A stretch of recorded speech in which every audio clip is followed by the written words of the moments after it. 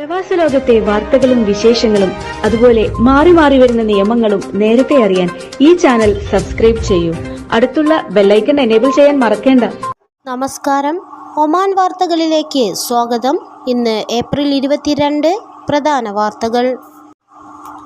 നിക്ഷേപത്തിലെ ഏറ്റവും കുറഞ്ഞ മൂലധനം ഒഴിവാക്കിയ ആദ്യ രാജ്യം ഒമാൻ എന്ന് വാണിജ്യ വ്യവസായ നിക്ഷേപ പ്രോത്സാഹന മന്ത്രി ഖൈസ് മുഹമ്മദ് അൽ യൂസുഫ് പറഞ്ഞു. ഒമാനിൽ വിദേശ നിക്ഷേപകരുടെ വാണിജ്യ രജിസ്ട്രേഷൻ ഫീസ് കുറയ്ക്കുമെന്നും മന്ത്രാലയം അറിയിച്ചു. ഒമാനി നിക്ഷേപകർക്ക് തുല്യമായി വിദേശ നിക്ഷേപകരെയും കാണുമെന്നും മന്ത്രാലയം അധികൃതർ വാർഷിക വാർത്താ സമ്മേളനത്തിൽ വ്യക്തമാക്കി. ഇത് സംബന്ധിച്ച് നേരത്തെ സുൽത്താൻ ഹൈതം ബിൻ താരിഖിന്റെ അധ്യക്ഷതയിൽ നടന്ന മന്ത്രിസഭാ യോഗം തീരുമാനമെടുത്തിരുന്നു. ബന്ധപ്പെട്ട അധികാരികൾ നിശ്ചയിക്കുന്ന നിയന്ത്രണങ്ങൾക്കനുസൃതമായിരിക്കും ഫീസ് കുറയ്ക്കുക. നിക്ഷേപകരെ തുറന്ന കൈകളോടെയാണ് ഒമാൻ സ്വാഗതം ചെയ്യുന്നത്. അവർക്കാവശ്യമായ എല്ലാ പിന്തുണയും ലഭിക്കുന്നുണ്ടെന്ന് ഞങ്ങൾ ഉറപ്പാക്കുന്നു. രഹസ്യ വ്യാപാരങ്ങൾ ഇല്ലാതാക്കുന്നതിന് സർക്കാർ പ്രത്യേകം ശ്രദ്ധ ചെലുത്തുന്നുണ്ട്. ഒമാനി പൗരന്റെ പേരിൽ പ്രവാസികൾ വാണിജ്യ പ്രവർത്തനങ്ങൾ നടത്തുകയും അവർ ഇവിടെ നിന്ന് പോയാൽ ഇതിന്റെ എല്ലാ ഭാരവും ഒമാനിയുടെ പേരിലാകുന്നതും രഹസ്യ വ്യാപാരത്തെ തടയുന്നതിനുള്ള ശ്രമങ്ങളുടെ കാരണമാണെന്നും മന്ത്രി ഖൈസ് മുഹമ്മദ് അൽ യൂസുഫ് പറഞ്ഞു. രാജ്യത്ത് 3000-ൽ പരം വിദേശികൾക്ക് ഇതുവരെ ദീർഘകാല റെസിഡൻസി കാർഡുകൾ അനുവദിച്ചതായി വാണിജ്യ വ്യവസായ നിക്ഷേപ പ്രോത്സാഹന മന്ത്രാലയം അറിയിച്ചു. 60 രാജ്യങ്ങളിൽ നിന്നുള്ള വിദേശി നിക്ഷേപകർ, വ്യത്യസ്ത മേഖലകളിൽ വൈദഗ്ധ്യം തെളിയിച്ചവർ എന്നിവർക്കാണ് വിസ അനുവദിച്ചിരിക്കുന്നത്. ഡോക്ടർമാർ ഉൾപ്പെടെ ആരോഗ്യ മേഖലയിൽ നിന്നുള്ളവരും ദീർഘകാല വിസ സ്വന്തമാക്കിയവരിൽ പെടുന്നു. നിരവധി മലയാളികളും ഇതിനകം ദീർഘകാല റെസിഡൻസി കാർഡുകൾ സ്വന്തമാക്കിയിട്ടുണ്ട്. ദീർഘകാല താമസാനുമതി ലഭിക്കാൻ 2021 ഒക്ടോബർ മുതൽ മന്ത്രാലയം പോർട്ടൽ വഴി അപേക്ഷ സ്വീകരിച്ചു തുടങ്ങിയിരുന്നു. ആഭ്യന്തര ഉൽപ്പന്നങ്ങളുടെ വളർച്ചയ്ക്കും തൊഴിലവസരങ്ങൾ സൃഷ്ടിക്കുന്നതിനുമായി വിദേശ നിക്ഷേപകരെ ആകർഷിക്കുന്നതിനായി ദീർഘകാല വിസ ആരംഭിക്കുന്നത് 5-10 വർഷങ്ങളിലേക്കുള്ള വിസകളാണ് ഒമാൻ അനുവദിക്കുന്നത്. രാജ്യത്തിന്റെ മൊത്ത ആഭ്യന്തര ഉൽപ്പാദനത്തിന്റെ വളർച്ചയ്ക്ക് സഹായകരമാകുന്ന രീതിയിൽ നിക്ഷേപങ്ങൾ വർദ്ധിപ്പിക്കുകയാണ് പദ്ധതിയിലൂടെ ലക്ഷ്യമിടുന്നത്. മോട്ടോർ ബൈക്ക് ഉപയോഗിക്കുന്നവർക്ക് പരിശീലനത്തിന് ഡ്രൈവിംഗ് സ്കൂളുകൾ ആരംഭിക്കാൻ ഒമാൻ. ഗതാഗത നിയമത്തിൽ മാറ്റം വരുത്തിയാണ് മോട്ടോർ ബൈക്ക് റൈഡിംഗ് സ്കൂളുകൾക്ക് ലൈസൻസ് അനുവദിക്കുന്നത്. ഇത് സംബന്ധിച്ച ഉത്തരവ് ഔദ്യോഗിക ഗസറ്റിൽ പ്രസിദ്ധീകരിക്കുന്നത് മുതൽ നിയമം പ്രാബല്യത്തിൽ വരുമെന്നും പോലീസ് ആൻഡ് കസ്റ്റംസ് വിഭാഗം inspector general Hasan bin Muhsin al Shuraiqi പറഞ്ഞു. മോട്ടോർ ബൈക്ക് റൈഡിംഗ് സ്കൂളുകൾക്ക് അപേക്ഷിക്കുന്നവർ സ്വദേശികളായിരിക്കണം. നല്ല സ്വഭാവ ഗുണങ്ങളുള്ളവരും മുമ്പ് ശിക്ഷാവിധികളിൽ ഉൾപ്പെടാത്തവരുമായിരിക്കണം.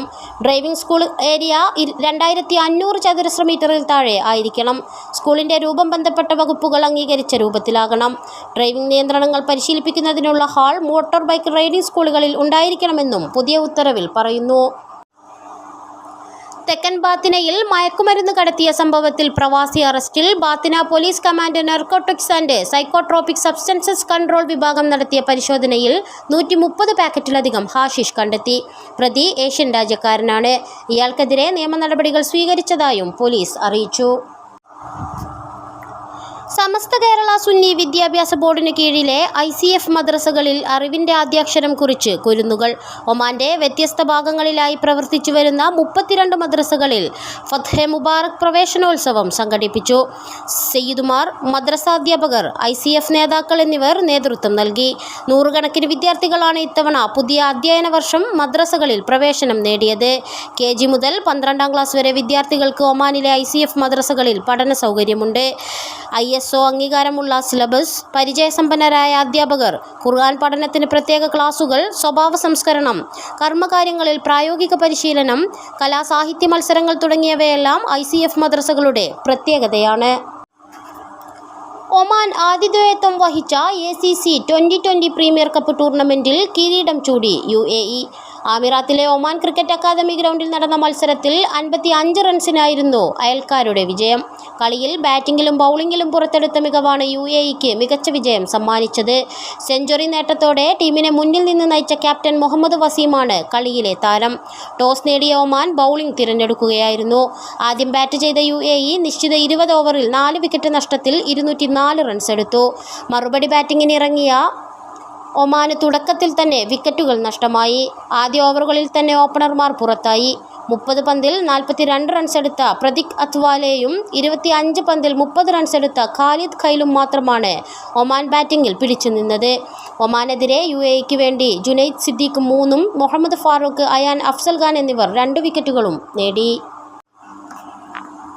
കനത്ത മഴയിൽ ദാഹിറ ഗവർണറേറ്റിലെ ദംഗ് വിലായത്തിൽ വാദിയിൽപ്പെട്ട് കാണാതായ ആൾക്ക് വേണ്ടി തിരച്ചിൽ തുടരുന്നു. പോലീസ് നായ, ഡ്രോൺ എന്നിവയുടെ സഹായത്തോടെയാണ് പോലീസും സിവിൽ ഡിഫൻസ് വിഭാഗവും തിരച്ചിൽ നടത്തുന്നത്. നാട്ടുകാരും സഹായവുമായി അധികൃതർക്കൊപ്പമുണ്ട്. നേരത്തെ തിരച്ചിലിനിടെ വിദേശിയുടേതുൾപ്പെടെ മൃതദേഹം കണ്ടെത്തിയിരുന്നു. കഴിഞ്ഞ ആഴ്ചയിൽ പെയ്ത മഴയിൽ കുട്ടികളും മലയാളിയും മറ്റു വിദേശികളും ഉൾപ്പെടെ 21 പേർക്കാണ് ജീവൻ നഷ്ടമായത്. 100 കണക്കിന് പേരാണ് സുരക്ഷാ വിഭാഗങ്ങൾ വാദിയിൽ നിന്നും വെള്ളം കയറിയ വീടുകളിൽ നിന്നും കുടുങ്ങിപ്പോയ വാദിയിൽ നിന്നും ഉൾപ്പെടെ രക്ഷപ്പെടുത്തിയത്.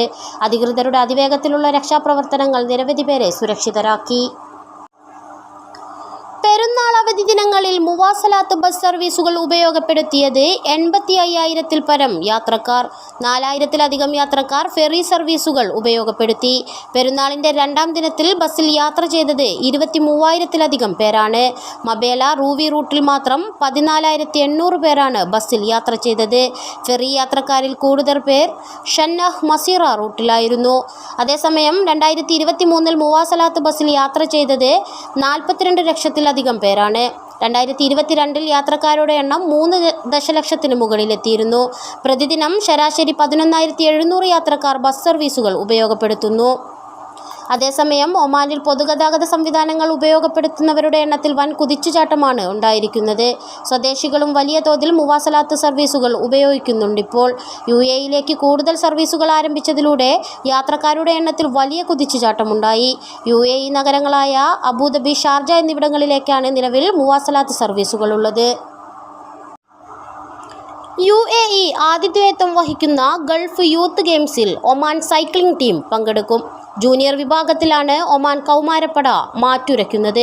8 സൈക്ലിംഗ് താരങ്ങൾ അടങ്ങുന്ന ടീമാണ് ഒമാനെ പ്രതിനിധീകരിക്കുന്നത്.